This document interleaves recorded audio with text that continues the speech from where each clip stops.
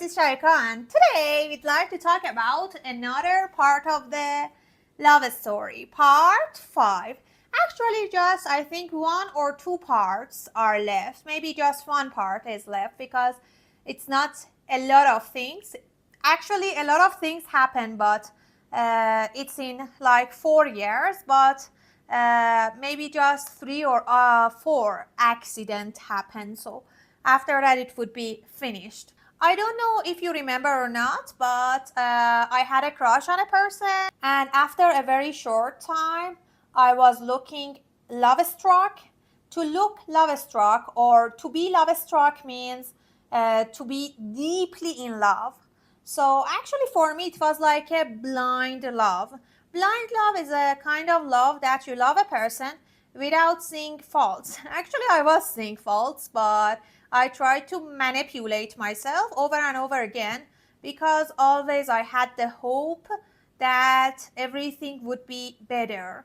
I'm a very optimistic person, so in that case, it didn't work well for me. I had to be more realistic rather than optimistic.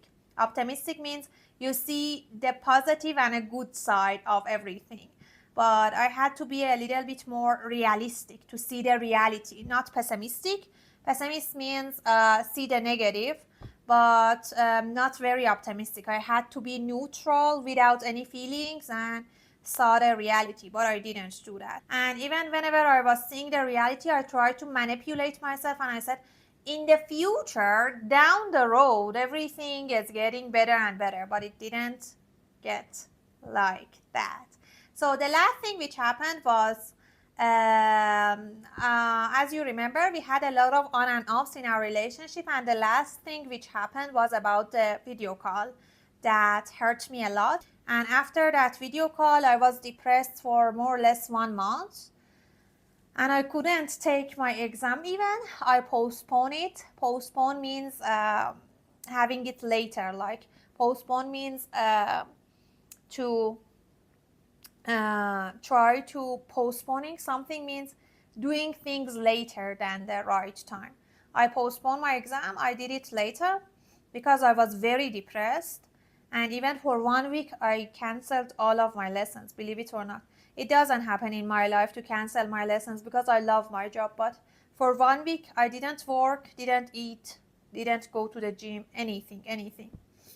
After that, I decided to gather myself again and continue the life because life is keeping on. So I had to continue. I couldn't stop and wait for what. And just one of his cousins, I think, called me after 2 weeks, after 2 days, and it was at night.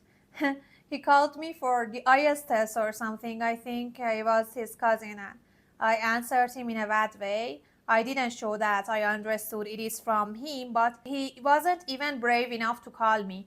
He was really afraid of me, and he didn't say anything. You know, I was losing my heart to him. It means I really loved him. I was losing my heart to him, but when it happened, he didn't even say, I'm sorry, or he didn't try to come to me or forgive and try to apologize, nothing. You know, if a person loves you, they have to try to fix everything. He had to come to me with some gifts and flowers. I deserved that. Why not? And said sorry for what I did, but he didn't. And I don't like this side of me because I love him, because I felt in love with him. I said, okay, that's okay. Maybe he's embarrassed, maybe he's shy, maybe he can't do that, but why?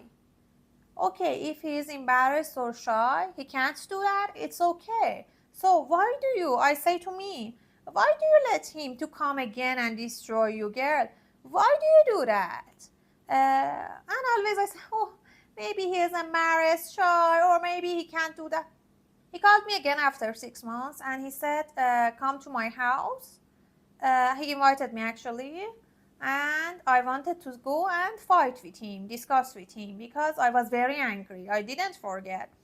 And I'm a person who has to express. So I went first, and I was the person who thought we made for each other. We made for each other. We are a very good match. It means that we are a very good couple together. So always I try to patch things up, and always I try to discuss. But when I wanted to discuss, he didn't discuss with me because he didn't say anything, because he didn't have anything to say actually. And it was like he tried to kiss me and we made up and everything would be finished and no discussion. Because actually, really, he didn't say anything to me. He didn't answer me when I was, and he said, "Oh, you are nagging a lot. You are complaining a lot." But I didn't nag or complain. It was reality. He had to answer me in a logical way. He had to say, I'm sorry. I made a mistake." He had to try to make it up for me. Make it up for me means he had to try to do something to make the situation better. I mean, if I do something bad, I try to make up for that person. For example, my best friend today texted me and I didn't answer her for some hours. And after that, I said, "I'm sorry that I couldn't answer. I was really busy." So it is making up for her. Okay, I didn't do the right thing at the right time, but I tried to make it up. He didn't do the right thing at the right time, and he did the worst thing at the worst time, and he didn't say sorry or he didn't try to make it up. And when I was saying the situation, I was saying that I'm sad or why did you do that, he said, "Oh, you complain a lot, you nag a lot." So after 6 months he invited me. I went to discuss. I went, and after half an hour we were talking about like everything, current affairs and everything. Current affairs means the everyday life and what happens, what news, everything. After 30 minutes I said, "Come here." He was just drinking water. I remember that he was next to his fridge and he was just drinking water. And I said, "Come here." He came and sat next to me. I said, "Why did you do that?" He said, "No, seriously, I didn't do that because no, she did that." And I was like, "Why did you do that?" And he said, "Seriously, it was not intentionally. She grabbed my phone and I said, "Okay, please don't text me anymore. And I don't want to see you anymore. In this way, I don't want this relationship and I don't want you in my life." He said, "No, please. This time I wanted to tell you I really changed and I want to get married with you.